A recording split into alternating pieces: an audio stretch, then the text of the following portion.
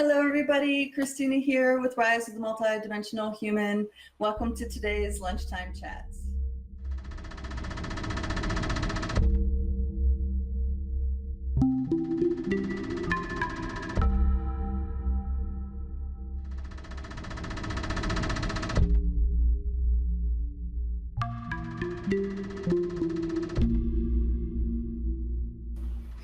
Today I have a special guest, Tammy. You might recognize her from the group. She comments a lot and has a lot of wisdom to contribute.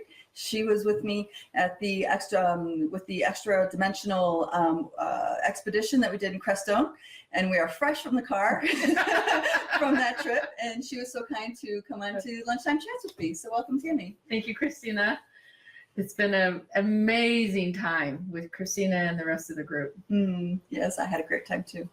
All right, so our topics today are, we're going to talk about the kinds of symptoms that happen with brain frequency upgrades. This is when their frequencies are upgrading into crystalline, diamond, and beyond. There's some things that happen in the brain waves and some symptoms that arise with that. So I'm going to talk about that.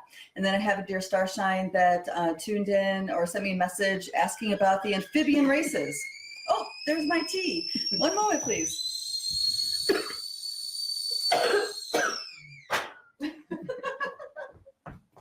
Yeah, I was serious. We really just came in from the car. And then the last thing and the first thing that we'll be talking about is our experiences with the Sasquatch and working with the extra-dimensional beings that arrived for us, presented for us while we're doing our work in Crestone, Colorado. So where do we begin with that? So I took a group was called to come with me to Crestone, Colorado, which is a hyperdimensional place, and we did some work with unwinding intuitive blind spots so we can have a clear connection with some non-physical beings. Some of them can come into physical form. So our intentions were to connect with the Sasquatch and some Yeti beings and some insectoid beings. That was the original intention, but of course, that grew once we were there. So, It's funny that that's happening again. Yes, we were there for 4 days, though it seems like a lifetime of experiences happened within that 4 days, which is common when you have hyperdimensional places. There's like a lot happens, and at the same time, it's like you're in this suspended timelessness as well. So it seems like it was a lot longer than 4 days and a lot shorter than 4 days at the same time. Yes, very much so. So Tammy rode with me, so she had some extra time. Yay! Taking notes and, okay, what was that again? Because a lot of this stuff I'm new to yet. I'm still beginning. And some of the language I'm starting to learn. And so some of the other people said that I was kind of like this little kid doing these aha moment after aha moment after aha moment. So mind blown. Yes. And as you notice that when I was coughing, the same thing would happen up there. Like right before something wanted to start coming out, or a transition was happening, or even a new memory, or what I call remembering of who I am would happen, that this persistent cough would come off and on. So, and it was really interesting to me as she starts this video and she's starting to talk about the Sasquatch, I start coughing again. Yes. Well, there's a lot of reasons for this, and we might think that something's wrong, but really it's not so. It's really that the frequencies are in such a way, it's presenting parts in our body and parts in our field that are not allowing for the frequencies to move freely through our system. So the old paradigm understanding would be like, oh, I'm purging because I have this toxic thing and that toxic thing or whatever. But really, when you go into the more new paradigm understanding, it's that there is these frequencies that I'm resonating with that isn't necessarily moving freely because of whatever. Right. And that's really what we're doing in Crestone, is we're exposing our fields to this hyperdimensional place, and we're cultivating our ability to free flow and percolate in those fields. And that's why unwinding intuitive blind spots often looks like healing, self-healing, which it is. I like how you said that. Yeah. Unwinding intuitive blind spots. Yes. Ooh. So Tammy and another person arrived with us, came with me early. So the work kind of began as soon as we entered town. And actually, would you want to share the story about the swan beings and how that came to be? Oh, wow. This is a cool story. So Christina is taking me and this other person, the three of us, to A Stargate. It was one of the largest stargates on the planet. I've talked about it before. It's outside Crestone. And we're there. Christina gets a feeling that we're not supposed to linger here. So we get back in the car and we're driving back to our home for the week. And amazing clouds. These clouds of just such grandeur. Mm-hmm. And we started talking about the clouds, and like I see these stair steps, like, come walk with us. Mm-hmm. And we're driving and can I interject real quick? Yeah. And there's these rays of light coming through the clouds that were not in alignment with where the sun was in the sky. Right. That was a really big piece to that. To me, those were the stair steps. Mm-hmm. Was those rays. Mm-hmm. And then as we're driving, and then we have to turn another way to get another way, and I see this huge swan. Huge swan. Oh, I'm feeling her again. Yes, I know, me too. So we were by the Sangre de Cristos Mountains, and it's the highest mountain range in the contiguous United States. So all of them were 14ers, and this cloud that was the swan morphed the mountains. It was absolutely gigantic. Yes. Mm-hmm. And one of the messages I received was, we are a collective that, it's okay. We are a collective that few know of. Mm-hmm. And we are here to help usher you in. Mm-hmm. And see, right there, I just had to reconnect with that message and with them, because I feel them with us right now. I'm tingling all over. So the closer we got back to town, a council of, would say, just giant beings started to appear. Mm-hmm. And I felt guided to take us directly to the huts, which is this very sacred place in just outside of town in Crestone, where there's a lot of vortexes and stuff like this. And we were guided to go, it was the Ascension hut that we went to. Yeah. If I'm remembering. I'll let you say it again. I think I'm remembering correctly. We went into the Ascension hut, and, you have to crawl in on your belly to get into this, into this dirt hut with these stones, or, it's the talk is, the hut will grow in order to accommodate the people that need to be in there. So hut's small, and we're big women, and we all go right in and fit just perfectly. Yeah, we did. And one of the big realizations and encodements that were coming in was the strength to be authentically who you are, but in the sense of respect every data set that arises from within you, because it's important. Even if it goes against everything that's around you, have deep respect for the things that are emerging from within you. Mm-hmm. Those are one of the big pieces I remember most from that. And it was very touching. And I actually saw us as swans, swishing our tails. It was really quite fun and spectacular at the same time. It was. Was there something from that you remember?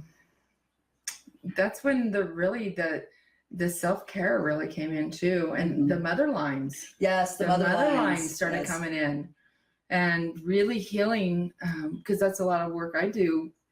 That's really coming through for me, is healing the mother lines, the ancestral lines, and just. Oh yes, wow. and the cleaning womb space, healing up womb space trauma, and these are belief systems that women have carried throughout the generations about, belief systems about childbirth, about themselves, about menstruation, about this whole area in our lower bodies that was. We were working at redefining that, shedding the old ideas and the densities that we carried within our womb space generation to generation, so we can open up and bring something new. Right. Something new into the world. And reconnecting that with our bodies, because so many women also, because I felt my grandmother, she came through, and more grandmothers came through. Oh, that's right. My grandmother came through too, yes. Yes. Now that you're saying this, I remember there was a lot that happened in that. Yeah, there was a lot. And, so as we're doing this with us, we're also helping them with themselves, because of that disconnect of the womb space with all of us, with all these mother lines. It's just incredible. And some of it had to do with the feeling of the burden of being a mother, the burden of childbirth, and you know, being an obligation that was your only worth, and you know, different layers like this. And the grandmothers came in. Oh, I remember. Oh, I just remember now. They had us pull up all these ideas we had of self-disgust and stuff that had to do with the things with the womb space. And there's just all this stuff was coming forward. Then our lineages were popping up and throwing in their the belief systems that was webbing through their system as well. And this is self-degrading thoughts about, you know, you're less than because you're a woman, but then, you know, just things that were not in alignment with self-respect and self-love, because we're taught a lot of things that we take on about ourselves as women, and it takes me to the idea there's a lot of Eastern teachings that have within them that women cannot become enlightened. Women, because you're a woman, you are in a role of domestic service. There's no high level spiritual value. I know that might be making some of you mad out there. But this is also what triggered Kuan Yin as well, because she had a physical body, and they told her that, and she completely rejected that, and instead said, "Watch me," and became the Bodhisattva, eventually Kuan Yin. So thank you, Kuan Yin, for that. Yeah, thank you. So, all right. So that was the first 2 hours, first 3 hours. It just kind of kept rolling from there. Yeah, it did. Was there something really particular about maybe some of your Sasquatch interactions? Well, one of the things, and I think I should preface this because that's really new for me, is to be able to be in communication with them, or just to know. I actually did a session with Christina before we gathered, because I wanted to make sure, because one of the things she was teaching was to make sure we're really clear that we're healed. And I just wanted to make sure there was no layer left unseen that maybe I couldn't see. So I did do a session with Christina before, just like not even a week before we gathered for the Crestone Sacred Adventures. And I like that name, Sacred Adventures. And wow. Not only was I able to start hearing them, but other people in the group started to say how I was showing up as one. And the golden glow around me during different processes we were doing. And so that... And though being new to work, you were rocking it like a champ. And because I don't know about a lot of you out there, but I grew up with the feeling we were supposed to be so in fear of being with them, and it's like, wow, they really want to play. And when we're up in the Sasquatch forest, I mean, they were showing me all kinds of things, and like gathering places of, oh, we're running and jumping, and this is our picnic area, and we're all coming together as family. And one of the things that was really, really actually, there was two really potent, the word potent's coming through, is they led me down by the creek, or was creek or river? Creek. Yeah. The creek. Okay, I'm from Kansas. We call it creek. Tomato, I guess. And different places of where they were, like where they are, and just being in that space with them, staying in my heart, and just this gratitude just kept flowing from me to them. And this love just started to expand my whole essence and my beingness. And so that was really, really monumental. And they even said, bring your sister with you. And I turned around, and it was one of the other participants. And I'm like, come here. We're supposed to be together right here. So, and she had a wonderful experience too. So by listening and following their guidance, and then as the day progressed and we went up further in the mountain, I really getting that, learning to stay in my heart where I could hear them even more. That was a really great lesson and teaching. And the more I did that, they said, come stand in this one spot where the sun was coming through the clouds. And that's where I left my thingy. Oh, okay. Yes. I was showing people about glyphs. And that's where I left my glyph. And I stayed with it for a little bit. And then I walked away. And then I hear them say, no, come back here. So I went back, stood there on this little hill, on this little hump where my glyph was. And then I started hearing, okay, Grandma, would you just start singing with us? Would you sing to us? See, right? Okay. Just sing to us like you used to. And then this music just started coming out of me. So they were remembering her on another level, and that brought you right to that frequency. Yes. And you were able to sing with them. And sing with them, and then all of a sudden I saw all the children around me, Sasquatch children, and we were, and my body was moving with them, and we were just having a joyous time. And that is the key. It's the smile inside. You need to have that smile inside in order to interact with them in a really clear way. And there's something else that we learned about that, is that it's, we have our smile inside and we have love, but they still kind of like keep their distance, and people kind of wonder why. It's like, I'm in a good frequency, la la la, why are they staying far away? And a lot of this is because, thank you, darling. A lot of this is because our emotional bodies are very volatile. It's like we reach a high frequency, but we don't necessarily have the capacity to live there in that love. And then we come back down, and they are very high. Think about Sasquatch as being superpower empathics like this, So it's like where your frequency is, when they start resonating with you and you plummet down in frequency because of a sadness or a grieving starts to come up from within you, that it has an effect on them. So even when you are a communicator and you bond with them and you guys are close and even consider you family, they still often have to keep their distance because of that big fluctuation in our emotional body. So that was a really good lesson for me when we were there. It was really huge. To just notice when I would get out of that frequency. It's like, oh yeah, behind the eyes, into the heart. Yeah. Here, let me pause for a moment and say hi to everybody. We have Ginger, Scott. Nice to see you, Scott. And then we have Lisa. And I don't know if those were oh wows. Were those oh wow faces? Hi, Lisa, darling. Aaron, Selena. Hi, Scott. Hi again, Tracy. Zara and Laura. Hello, darling. And Cindy. Welcome, welcome. Mwah, mwah, mwah. Love you guys.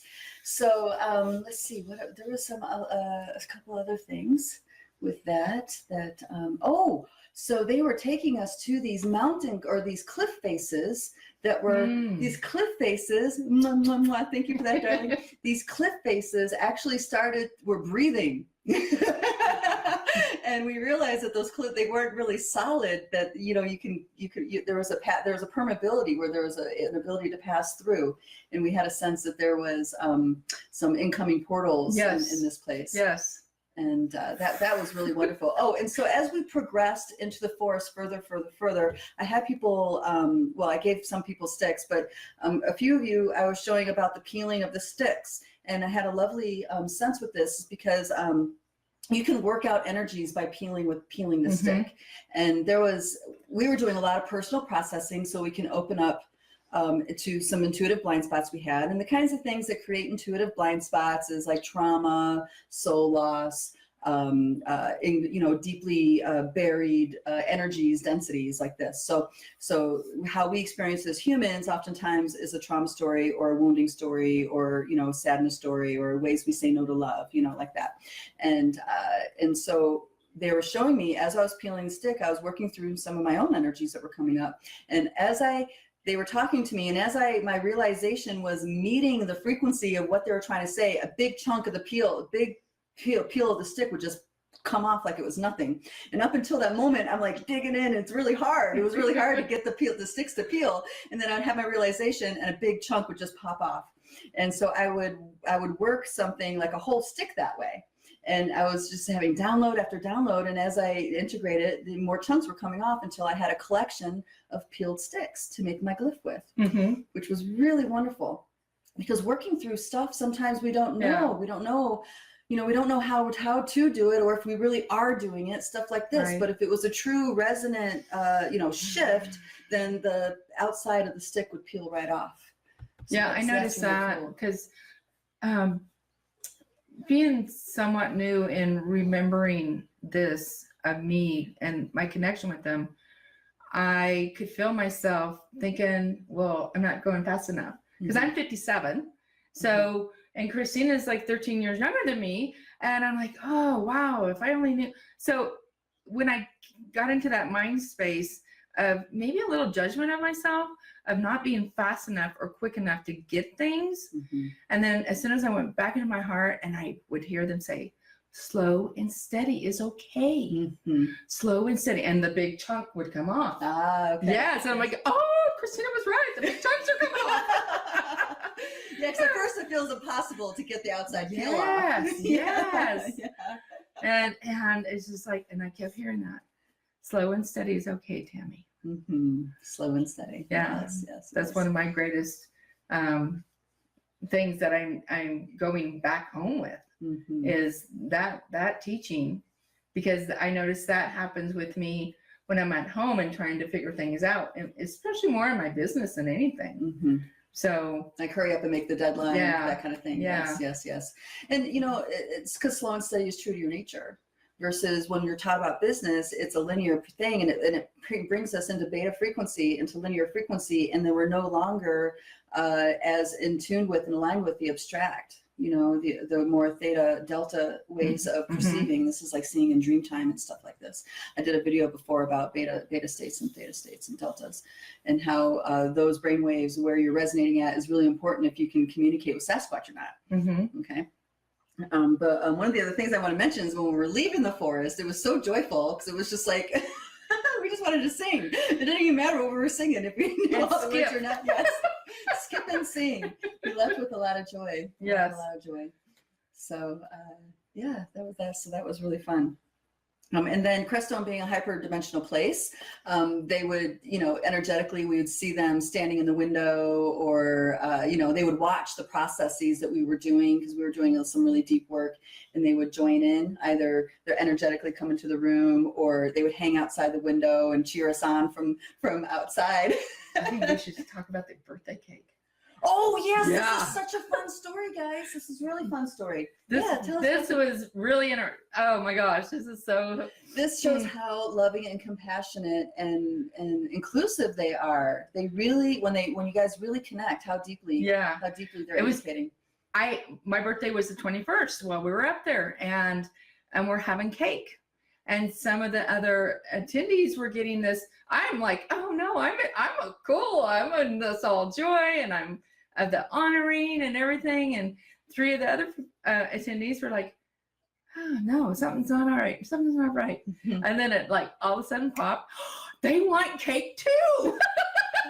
They want to be included. Yes, included in the celebration. And as soon as that, and then everybody just like, oh, that's it. So that's what we did. Yeah, that's what we did. Got a piece of cake and put it on a napkin, and we sang they all sang happy birthday to me outside again, but this time outside, so we could include all of the Sasquatch. See, I'm getting giddy just thinking about it. Yes. And feeling them with us right now as we're sharing that. And then the kind of signs that we were getting was like my heart was racing, a couple other attendees, their heart was racing, and then we saw this bird. Another one saw this with me, this bird that was very confused. It would go a direction and all of a sudden stop midair and turn around. And there was this confused bird flying around. We're like, what is that? Until finally, we came up with aha. And when we did that, then everybody felt better. Yeah.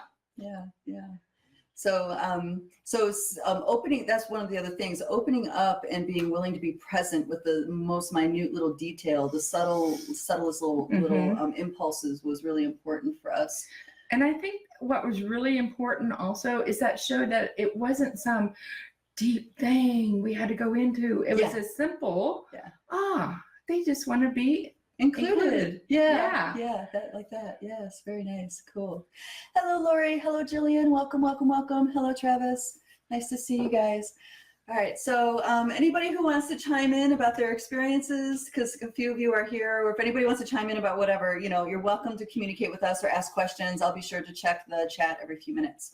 All right, but we need to start moving on to some of our other topics, and that is the symptoms of brain upgrades. This is when your brain frequencies are changing and you're having a lot of issues operating in the linear world, and about the amphibians. So where do I start with that? Yeah, so let's go ahead into brain frequencies. So you guys have heard about upgrades, right? People are having DNA upgrades or energetic upgrades, and they're going from one frequency, like an indigo frequency, into a rainbow frequency, into a crystal frequency, and a diamond. Okay, so these are internal upgrades that are happening. Your core radiance is illuminating your light body, which is the organizing force that creates your physical form, and there's an upgrade happening. And when you're upgrading on that level, on a deep core level, on a light body level, your physical body has that cascade of that change affects your physical body absolutely. Okay, and actually there's a story about this. The Inca, and I'm going to talk about them because they were mentioned a lot this past 4 days. The Inca have a particular kind of rite called the Mosak rites, where once you digest it, it's a transmission, and once you germinate the seed through ceremony and meditation and prayer and all this stuff that they guide you to do, once it starts growing in your system, germinates and grows, your body will change. You won't get sick in the same ways that you used to get sick. The kind of chronic pains that you would have change, and you would even other timelines will open up, and you'll even die differently. There's more possibilities that are open to you. So this idea is not a new idea. It's just we're kind of like in the new paradigm understanding of it. So when your light body is upgrading, the physical changes have to follow that. And one of those many changes is you're going to change the way you think, change your consciousness, the way you see, and the brain waves will change. So I talked about the beta, the theta, the delta, alpha, these different brain waves. So traditionally, you have your brain is separated into two, and then there's a thought of a 4-quadrant brain. So you have 4 different regions of the brain that you process things through, like the frontal lobe, occipital lobe, and then you have the parietals.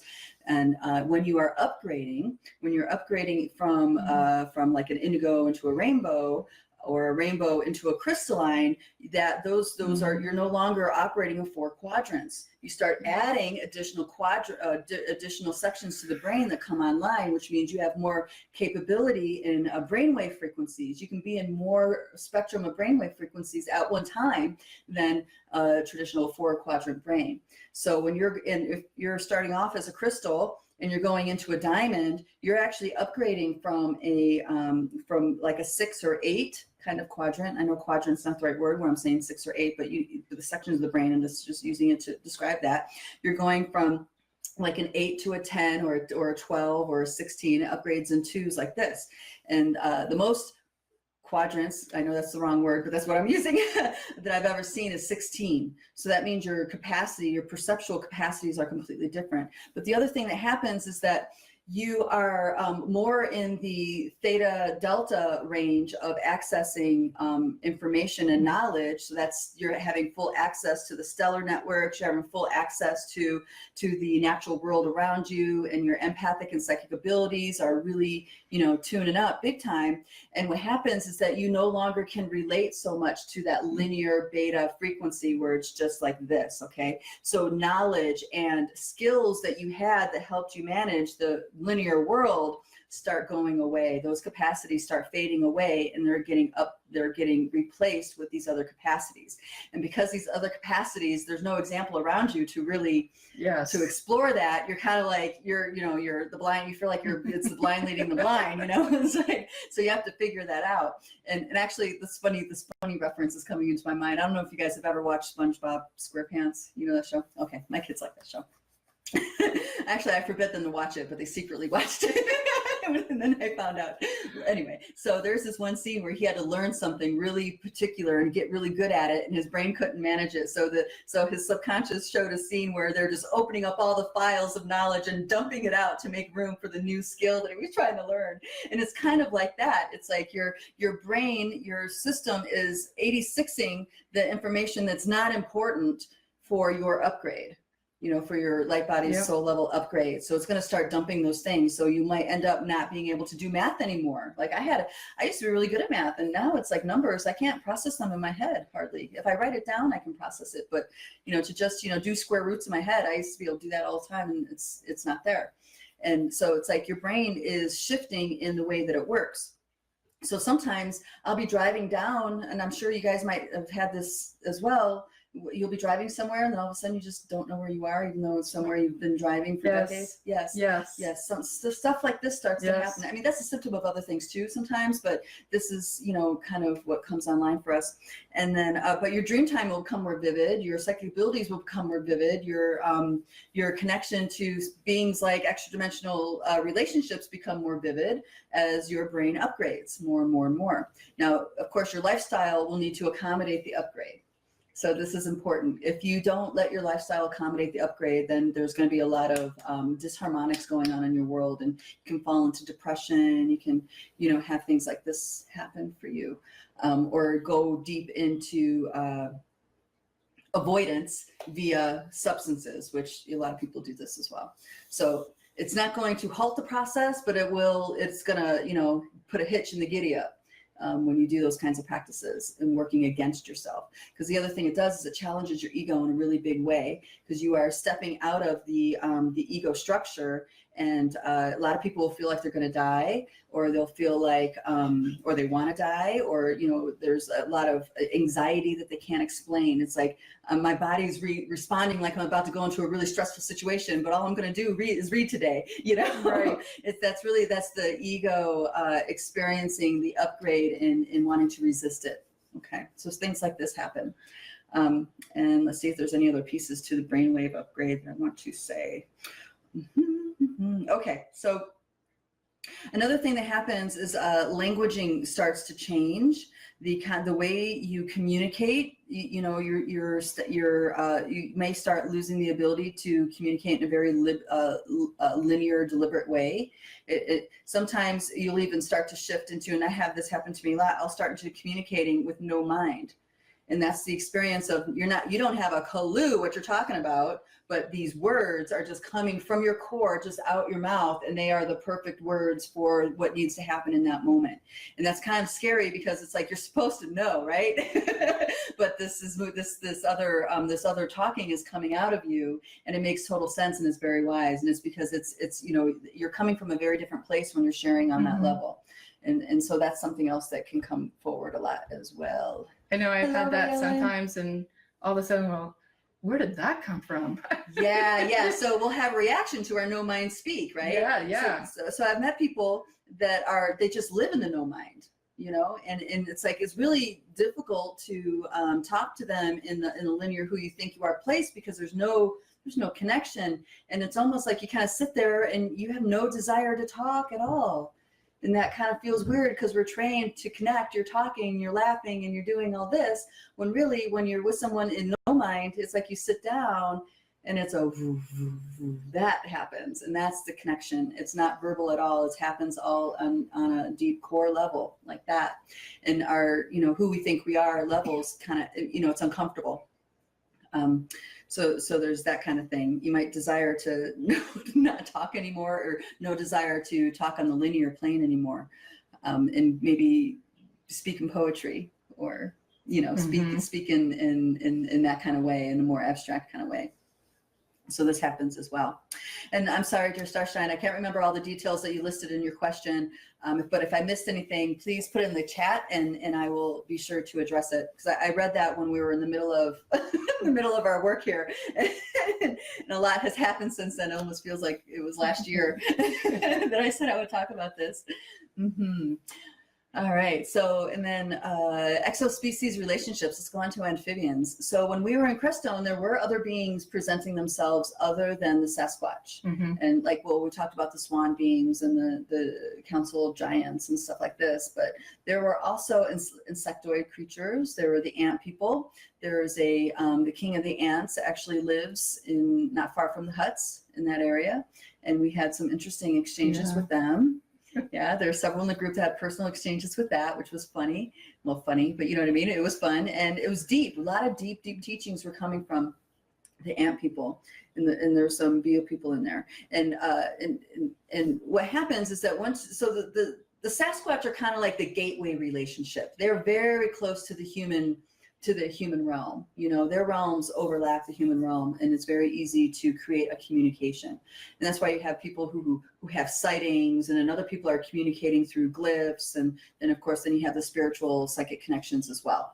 So they're kind of like the ones that start breaking you into communicating in that way. And then you can also have time for your brainwave frequencies to upgrade and shift. And the kind of work that they do is heart opening and healing like this, and that also allows upgrades to encodements to wake up and grow inside of you, so your brainwaves and your additional quadrants start coming online.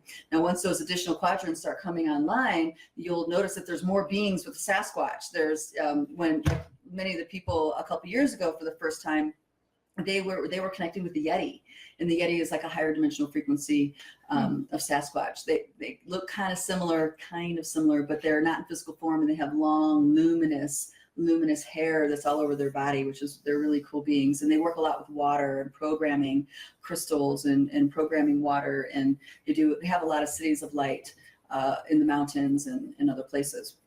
So as these brainwave frequencies and your quadrants start coming online, then you'll start meeting other beings that are a little bit further from the human spectrum. And that's where you start getting people like the ants. You'll get people like the amphibians, the entarfins, I call the ones that started contacting me. The entarfins are the frog people. Profound beings, the frog people.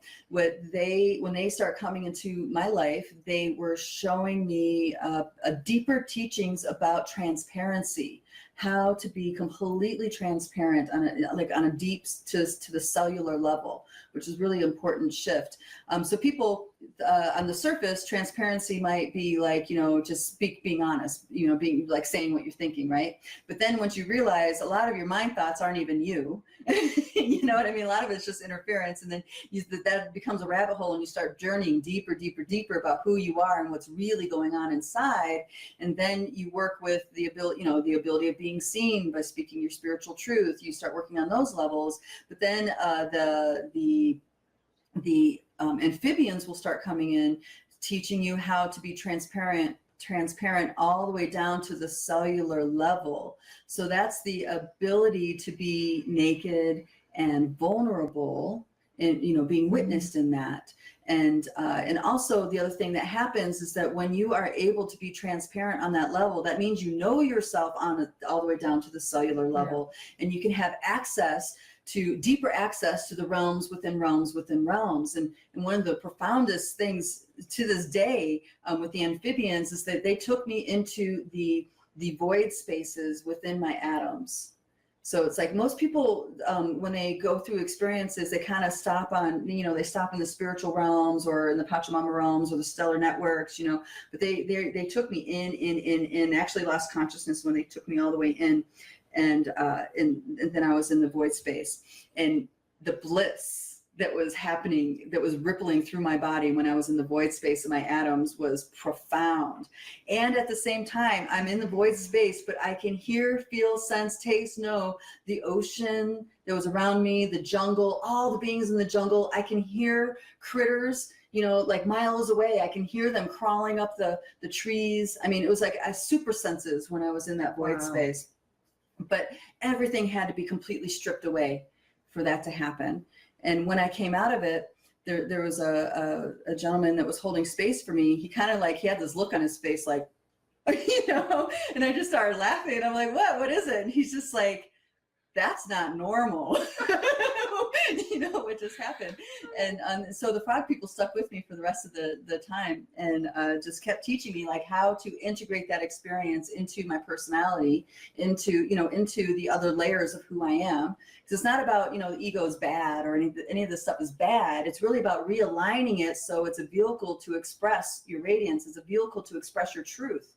Okay, so the amphibians are helping you deepen in your awareness of self, so you can know that, really know that deep inside, and then align the rest of your nature, the rest of your being to be a clear conduit for the expression of that.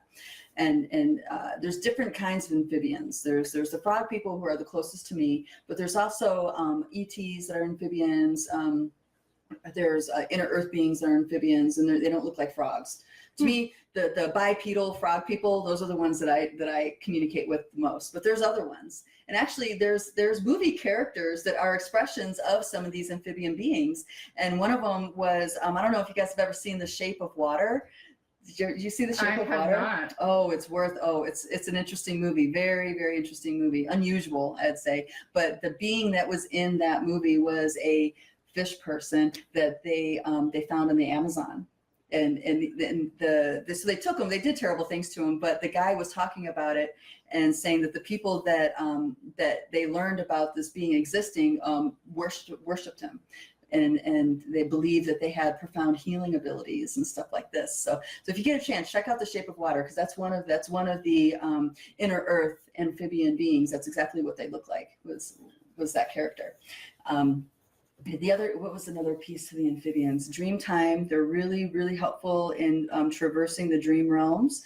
Remember, dream realms are multi-dimensional layered realities like this, and you can let's say navigate with their help, perhaps realms that you normally wouldn't have access to. So in previous times, and I've said this many times over, it's really worth it for humans to cultivate exo-species relationships. Yes. Because they teach you so much. And in the things that they're teaching you, they're reminding you, and they're also helping you reintegrate the level of essence that you have that is their frequency. That was a lot of my experience too. Mm-hmm. I mean, just with the ant people, learning a whole new depth of that. Being with Christina in this group, and that first day, there was a lot of forgiveness and a lot of anger that you helped me guide me through that I didn't realize in an unconscious level of different things like decades ago of something that, unconsciously doing, and going into this hut was just profound. Oh, and you remind me of something with that's important. So the exo-species relationships, as we integrate them, and what happens is you start realizing there's lots of reasons of why they're contacting you and in this relationship. But one of the things is that humans are very destructive on multiple levels, and they don't know what they're doing. So this is actually, they're stepping out of compassion to connect with you and teach you the truth of what's happening, so then you can get past some of those pieces. So it's like people, is it okay if I tell them? Yeah. Okay. Go ahead. Okay. So one of the things was when the ant people came, and there was that forgiveness practice, is that she has a farm, and she was remembering exterminating a very large anthill. And the ant people that were there, they knew that, they remembered that. Yeah, this was like 20 years ago or more. Yeah, and they were showing her that the forgiveness happened because they knew she did not know what the impact of what she was doing. And the remorse came to me of like, because they were showing up for me that I didn't even know ant people, really? And then learning this, and then, oh, wow. And then the remorse just really came. Yeah. And then, so in that, there's this beautiful forgiveness practice that was happening between not just her, but her whole lineage in the relationship with the ant people and the ants and all their whole lineage. Yes. And in the doing of that, she was able to reintegrate or bring forward more of her own ant levels into her essence. All the way to the queen ant. Yes. That showed up. Oof. A lot of energy moving here. Standing like she's huge, and she's like standing on her back legs with her golden crown, and she's vibrating this golden essence and just like beams of light coming off of her, and and then I knew at that, like because I felt it. You feel it, yeah. And I was like, it's not at all up here. Total forgiveness on both sides happened. And yeah, that was really instrumental. So I want to give a recommendation for a practice if you want to enhance your relationship with the amphibians if they're coming into your world. Actually, any species you can do this with, but it's good to not come from the ego head to invite a being into this practice. It's best if it's a being that's just presenting to you naturally on its own, and that is the dance work. which we did. And so one of the things we do is do it with a blindfold so you can be outside the mundane mind, and you invite that being's presence, you invite their energy to be with you, and preferably you pick some music that is close to the vibe of that being that you're inviting, and then you dance with them. Yes. And you dance with them to integrate with them. And this might be kind of triggering for people, but you're not integrating them into your ego, into your sense of who you are. You're integrating them into your essence. Okay. And when you're calling a being forward to integrate in with your essence, it's like a soul retrieval. Any aspect of you that had experiences as that being, that knowledge, that wisdom will start to come online via your essence through your subconscious. It's a very fun thing to do, but it's also super potent later on, because you'll start to realize knowledge starts coming to you when you are doing healing work or ceremonial work, or whatever your work is, the way your style is. This other ancient wisdom will start coming online for you. So all you guys that ask me, where do you get this stuff from? You're just like endlessly lying about these topics. It's like, it's because I've done the integration work with these beings. I've been doing it for a while. So it's like I have access to records that go beyond the usual, the normal, what you would consider, most humans have. And actually when I start experiencing other exo-species, they actually don't see me as human at all. It's just one of the many forms that I have when we're communicating, which is kind of fun. Because I said beyond, like it's so beyond anything. Right, it is. It's beyond. Yeah. And it sounds like it's out there, but it's very real right here, because it magnifies your capacity to love. It magnifies your capacity to be present and compassionate. You see, so it's really, really essential for humanity to open up to these other relationships. Here, let me scroll forward a little bit. Hello, Victoria. Nice to see you, darling. All right, Christy. Mwah, love you, sweetie. Lori. All right. So Lori says, I would absolutely recommend everybody to consider taking a workshop with Christina. Thank you, Lori. That's very sweet. It doesn't have to be in Crestone. Just be in the space with others like us is amazing. And it amps up your own abilities. That's just true. It amps up your own abilities. The love shared by all those who attended is beyond comprehension. It is so much easier to work through blocks and other things when the group is holding space. Yeah, when the group is holding space for you and helping you to work through it. Yes, this is very true. And this is one of the things that the Sasquatch really, all the beings that showed up, is in this together. We are in this wild ride together. It's not just about humans anymore. It's about all of the species working together for us to wake up and, I want to say, retake the mantle of being in charge of 3D, being in charge of this wonderland that we live in. Hello, Jillian. Thank you for that heart. Lori says, it's amazing doing the work with Christina as we do, but the physical touch in the form of hugs, etc., for me, really deepens the experience when you can really feel the love. Yes, there was lots of love. Lots of love. Hello, Ellen, darling. Thank you. Hi, Robert. Welcome, welcome. Victoria says, now I feel bad about the 2 ants that went down the drain last week. Yes, well, I do want to touch on that too. All right, this is cool. All right, Terry, I'll get to your comment in a moment. So here's the thing that we need to remember. And this came to me when I was in Thailand, actually, because someone was asking me about this. So the insectoids, either stellar or on the earthly level, they have a very different reality that they're living than we are. So their relationship to death, their physical death, is something very different than what we experience. We're actually projecting our own death, our own baggage about death upon them when we see one crushed or when things like this happens. What's for them, they're a collective intelligence, a collective mind, let's call it like that. And when one ends its physical form, they don't feel it as a death. They're just not in that density anymore, and they're still in the collective. Okay, and then they come back again. They come into the next round of eggs that's going to hatch. It's like that. So for them, they don't feel it like, how when we die, we would look at, we'd have a life review, and we would, there's mourning involved, and we say goodbye to our loved ones, we have all that kind of thing. No, that's not at all their experience, because they're at this collective, and the veils are not what they are as they are here in the human body. So it's okay about the 2 going down the ant drain, darling. Don't worry about it. They went right back to their collective and got another physical form.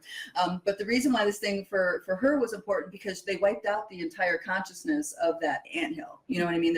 They were holding a consciousness in the overall grid work of the lands, and that's where it becomes really impactful. If you wipe out an entire colony like this, because then now they're not holding the consciousness of that grid work anymore. So that's the difference. Thank you so much for that comment, darling. All right, so we have Terry says, "Hi ladies, I have a question about frequencies. Have heard that in order to communicate with guides, Sasquatch, etc., you must raise your frequency. The frequency that must be met is so high that it sounds very thrilling to me and is not pleasant at all. What are your thoughts?" Ooh, wow, that's a great question, darling. Really, really good. Okay. Do you have any knee-jerk response about that? Not at the moment. I'm rereading it. Oh, okay, okay. So, all right. So, lifting your frequency. So, lifting your frequency. What a lot of people do is that they raise their energy. Actually, there was a starshine in the group that does this. Very loving, compassionate person. But when she went into joy bliss, she actually left her body. She would rise up and be out here, okay? And it was this is why we do this work on unwinding the intuitive blind spots, because what you want to do is you want to embody that frequency so that joy, that love, that higher frequency is actually reverberating through your entire body, okay? And when you're reverberating through your entire body, it's a joyful, ecstatic, even orgasmic experience at times, right. Okay? So there's that little piece there, and it takes some time. It takes a skilled eye to understand when you're leaving your body, because a lot of people don't understand what that looks like. And actually the dance that we were doing helped illustrate when someone was leaving their body, because when you would have big bursts of joy, like when you're integrating, and you're not in your body, you'll start to fall over, you'll lose your step, you'll lose your balance, or you'll get dizzy or stuff like that. So those are indications of leaving the body. So there's that level of raising your frequency. It's the art of embodying the frequency like this, and it is uncomfortable if you leave your body. Anxiety will start to happen, or your heart will start to pound, your adrenal system will start to fire off. So there's stuff like that. And the other thing that happens and the reason why it's an unwinding process is that when you're bringing these higher frequencies into your body, to resonate and reverb through your body, it's bumping up against density that's inside the body. And as I said earlier in the video, that density, it could be shock, it could be trauma, it could be entities, it could be, wounding from other lives, it could be, it could be a lot of things. So the path to learning to communicate with exo-species is a healing journey. It's a self-healing journey, because you need to be able to allow love to live within all of your cells like this.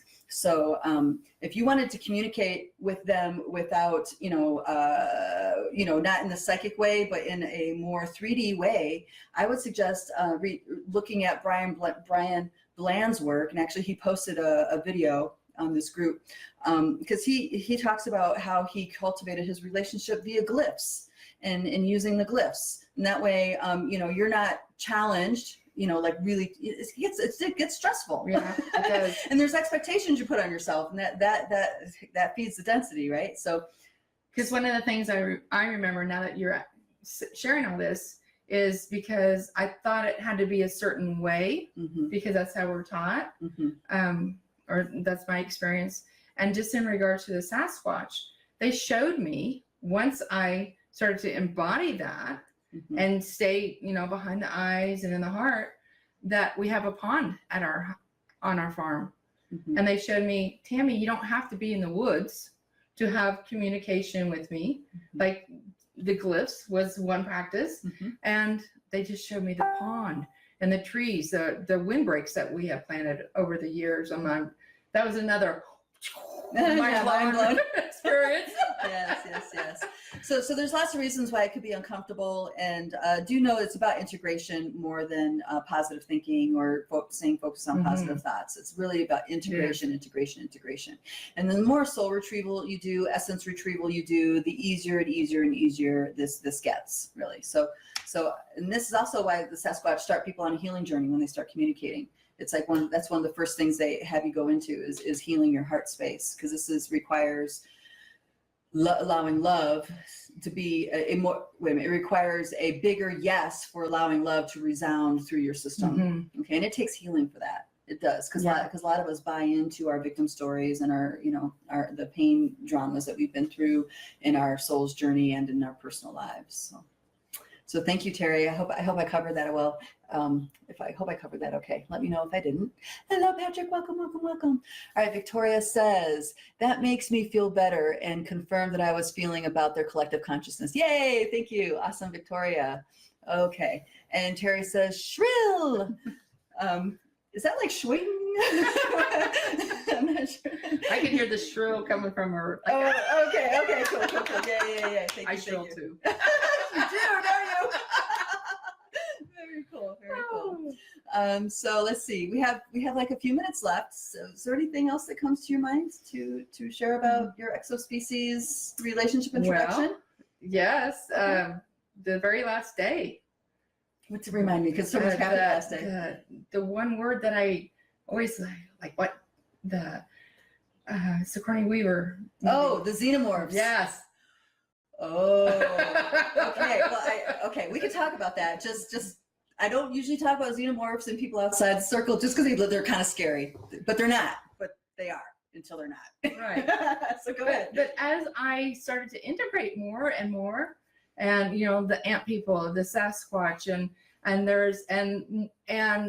heal and unwind the things that were coming up for me, then more of my fear of seeing things or being around things that I didn't even know I had fear of was just dissipating to where a xenomorph came to me and I was able to integrate with the help of Christina. I wouldn't suggest doing that on your own until you feel like that's appropriate. So let me explain a little bit about xenomorphs. That's okay. Yeah. So xenomorphs are, if you guys recall, the movie series Alien with Sigourney Weaver. That was the first introduction, and then there was a sequel to that, Aliens. Those really scary aliens with no eyes that have like the mouth that comes out of the mouth. Super terrifying, right? So that's a xenomorph, and remember, everything is about relationships. So if you really are into who you think you are and want to keep that, your experience with the xenomorph will be absolutely terrifying because it requires letting go of who you think you are. You need to be above the galactic mind. You have to have access to who you are above the galactic mind in order for another relationship to that energy to be possible. So for her, because there was a really potent love field opened up in the house. And while that love field was being opened up in the house, and dear Starshine helped me with that, thank you, I know you're here, that was happening, a bigger part of her opened up, and she was presented with the xenomorph looking back at her. And I just knew, I also heard, please don't leave until we can work together. Please don't leave until, I knew I could not leave that space until I allowed it to visit me more, and me visit it, and all the so my heart was pounding, just so that was part of my experience, and I could tell I felt like an anxiety of heart when I went to go get my luggage. I'm like, well, I've walked up and down these steps the whole time I'm there. So I knew there was something. For me, that was a sign that there was something even more. And then I hear the word xenomorph, and I'm like, what? And to remind you all, this is still new for me. I'm like, is that the thing that is? So I tapped in with Christina, and she could see that, and she helped me to integrate it. Yeah. Is that the right word? Integrate? Yeah, absolutely. Okay. Yeah. So it's like they're not at their full, we'll say, crystalline levels. And we need to let go of some denser energies to allow the crystal level consciousness of that being. So you don't want to integrate really dark beings that are coming to you. No. Yeah. The idea is to upgrade their consciousness to be crystalline or higher. And then it's able to integrate in with your essence. So if I'm remembering correctly, some of the pieces that came forward with that is issues with absolute power, And then, and when the stuff like that comes forward and it's not integrating, you'll actually attract people to challenge you, to challenge your power like this. Right. And then, you know, then, well, the shadow dance ensues at that point. Because one of the things that the fear of, if I really allow this power, I may hurt somebody. Yes, yes. So that surfaced. So we worked through that. Yes, there's emotion with that. Yeah. Yeah. So it's a work in progress. Oh. It really always. Yes. Yes, and you did wonderfully. I mean, we're kind of new together, and you dive right in the deep end with swimming like it was no thing. So Maybe that's why the Whale Collective showed up for me. Sure. Good swimming, Tammy. Good swimming. Good swimming. We visit a hot spring on our way home. So cool. All right. Well, darlings, our time is up. Thank you so much for joining us today. It's a pleasure to talk with you like always. And thank you, Tammy, for coming on. And if there's any questions that come, all right, there's one more. Sorry. There's one more. All right. So Zara says, I've recently had a blue frog come into my dreams. It has pink dots. There is a good way to connect with them. Is there a good way to connect with them? Understanding their message. I love the idea of dancing with them too. I would dance with them, darling. Do that first. Seems like it was trying to protect me, but show me more on the deeper level. Yes, they're like guiding you through realms that you don't know you have access to and you're integrating right now. Okay, and that happens to us a lot. It's like we're interacting on realms that we don't realize we're interacting on. So you'll have a being that feels like a guardian at that point. So thank you, darling, for that. And dance with them. And I'd love to share with us if you can, or with me privately, how that goes. Okay, bye guys, love you. Mwah, mwah, mwah.